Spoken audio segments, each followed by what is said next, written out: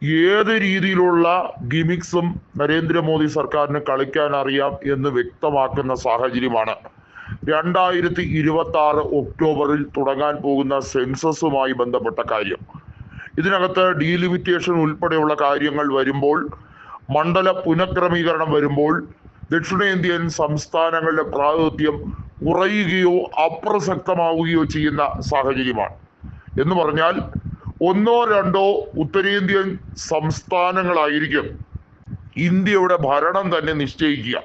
ഉത്തർപ്രദേശ്, ബീഹാർ, മഹാരാഷ്ട്ര എന്നീ സംസ്ഥാനങ്ങളാകും ഭാവി ഇന്ത്യയുടെ രാഷ്ട്രീയ മാനങ്ങൾ നിശ്ചയിക്കുക. ഈ 3 സംസ്ഥാനങ്ങളിൽ BJPയോ അല്ലെങ്കിൽ അത്തരത്തിൽ NDAയോ അവിടെ മാത്രം ശ്രദ്ധ കേന്ദ്രീകരിച്ചാൽ മതി. മറ്റുള്ള സംസ്ഥാനങ്ങളിൽ സീറ്റുകളൊന്നും തന്നെ കാര്യമായി തടഞ്ഞില്ലെങ്കിലും BJPക്ക് കാലാകാലത്തോളം ഭരിക്കാം.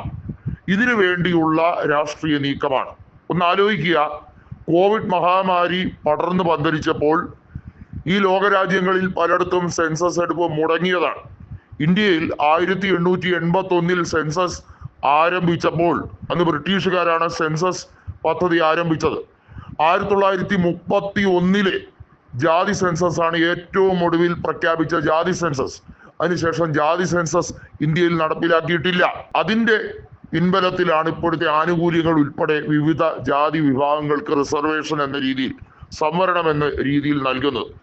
ഇന്ത്യയിൽ അവസാനം നടത്തിയ പൊതു സെൻസസ് 2011 അത് കഴിഞ്ഞാൽ 2021 നടത്തേണ്ടിയിരുന്നത്. അതാണ് 6 കൊല്ലം തള്ളി നീക്കി 2026 നടക്കുന്നത്. നമുക്കറിയാം, ജമ്മു കാശ്മീർ, ലഡാക്ക്, അതുപോലെ തന്നെ ഉത്തരാഖണ്ഡ്, ജാർഖണ്ഡ് തുടങ്ങിയ സംസ്ഥാനങ്ങളിൽ അതിശൈത്യമായിരിക്കും. ആ സമയം വരുന്നതിന് മുമ്പ് തുടങ്ങുക. ഏറ്റവും പെട്ടെന്ന് പൂർത്തീകരിക്കുന്ന സംസ്ഥാനങ്ങൾ ആദ്യം അതായിരിക്കും. അതിനുശേഷമായിരിക്കും മറ്റു സംസ്ഥാനങ്ങളിലേക്ക് ജനസംഖ്യ ആനുപാതികം കൃത്യമായി മനസ്സിലാക്കി അവിടുത്തെ ഡാറ്റ കളക്ട് ചെയ്യുന്നത്. ഈ ഡാറ്റയുടെ അടിസ്ഥാനത്തിലായിരിക്കും 2029 പാർലമെന്റിൽ എത്ര സീറ്റ് വേണം എന്നുള്ളത് ഡീലിമിറ്റേഷൻ കമ്മീഷൻ നടപടിയെടുക്കുന്നത്.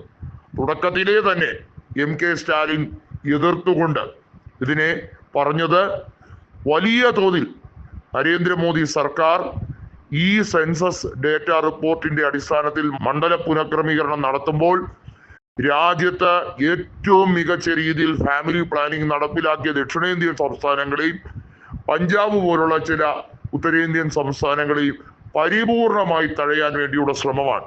എന്ന് പറഞ്ഞാൽ അവർക്ക്, അവരുടെ ജനപ്രതിനിധികൾക്ക് യാതൊരു വിലയും പാർലമെന്റിൽ 2029 ശേഷം കാണുകയില്ല എന്ന് ഉറപ്പുവരുത്താൻ വേണ്ടിയുള്ള നീക്കം കൂടിയാണ്. ഒന്ന് ആലോചിക്കണം, എന്ത് ബുദ്ധിപരമായുള്ള നീക്കമാണ്. എന്നാൽ ഇതിനെ പ്രത്യക്ഷത്തിൽ BJPക്കെതിരെ കുറ്റം പറയാൻ കഴിയുമോ?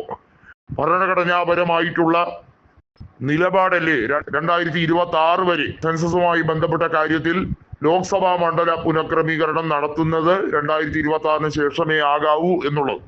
അപ്പൊ സ്വാഭാവികമായും ഇതിൽ ആരെയും കുറ്റം പറയാനോ പഴിചാരാനോ കഴിയില്ലല്ലോ. ഇത് ഒളിച്ചടുക്കിയാണ് സ്റ്റാലിൻ മുന്നോട്ട് നീങ്ങുന്നത്. ഡീലിമിറ്റേഷൻ എല്ലാ രീതിയിലും BJPക്ക് ആധിപത്യം ഉറപ്പിക്കാൻ വേണ്ടിയുള്ള ഗിമിക്സ് ആണ്. ജനങ്ങൾ മനസ്സിലാക്കാൻ വേണ്ടിയുള്ള സ്റ്റാലിന്റെ ശ്രമമാണ് ഇപ്പോൾ നടന്നുകൊണ്ടിരിക്കുന്നത്. ഉത്തരേന്ത്യൻ സംസ്ഥാനങ്ങൾ എല്ലാ തരത്തിലും ആധിപത്യം നേടിയെടുക്കും. 80 സീറ്റുള്ള ഉത്തർപ്രദേശ് നേരെ ഇരട്ടിയാകുന്നതിൽ 143 സീറ്റുകളിലേക്ക് വർദ്ധിപ്പിക്കുകയും മഹാരാഷ്ട്രയിൽ 48 എന്നുള്ളത് 68, ബീഹാറിൽ 40 എന്നുള്ളത് നേരെ 70 എന്നിങ്ങനെ പോകുമ്പോൾ കേരളം പോലുള്ള സംസ്ഥാനങ്ങളുടെ സീറ്റ് കുറയും. ഇതാണോ GDPയുമായി ബന്ധപ്പെട്ട് ഏറ്റവും കൂടുതൽ രാജ്യത്തിന് സംഭാവന ചെയ്യുന്ന ദക്ഷിണേന്ത്യൻ സംസ്ഥാനങ്ങളെ തഴയുകയും എന്നാൽ കാര്യമായി GDPയിൽ വളർച്ചയ്ക്ക് പകരം തളർച്ച മാത്രം നേരിടുന്ന ബീഹാർ പോലുള്ള സംസ്ഥാനങ്ങൾക്ക് വലിയ പ്രസക്തി കൊടുക്കുകയും ചെയ്യുന്നത്? ഒന്ന് ആലോചിക്കണം, ദക്ഷിണേന്ത്യൻ സംസ്ഥാനങ്ങളിൽ നിന്ന് വരുന്ന ടാക്സ്, കളക്ട് ചെയ്യുന്ന ടാക്സ് ചെറിയ തോതല്ല. ഇത് വലിയ തോതിൽ ടാക്സ് റിട്ടേൺ എന്നുള്ള രീതിയിൽ കൊടുക്കാതെ ഉത്തരേന്ത്യൻ സംസ്ഥാനങ്ങൾക്ക് വീതിച്ചു നൽകുന്ന തെറ്റായ സമീപനമാണ് നിർമ്മല സീതാരാമൻ അവലംബിക്കുന്നത്.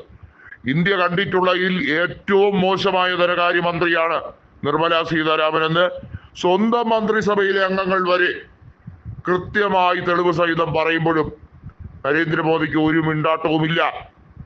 സെൻസസിൽ ജാതി സെൻസസ് നടപ്പിലാക്കുന്നത് പോലും ആ വിവരം പുറത്തു വരാതിരിക്കാൻ അത് നടത്തണം എന്ന ആവശ്യം ഉന്നയിച്ചിട്ടുണ്ടെങ്കിലും അതിന്റെ ഡാറ്റ ആദ്യം പുറത്തുവിടില്ല. അത് BJP യുടെ ഒരു അജണ്ടയാണ്.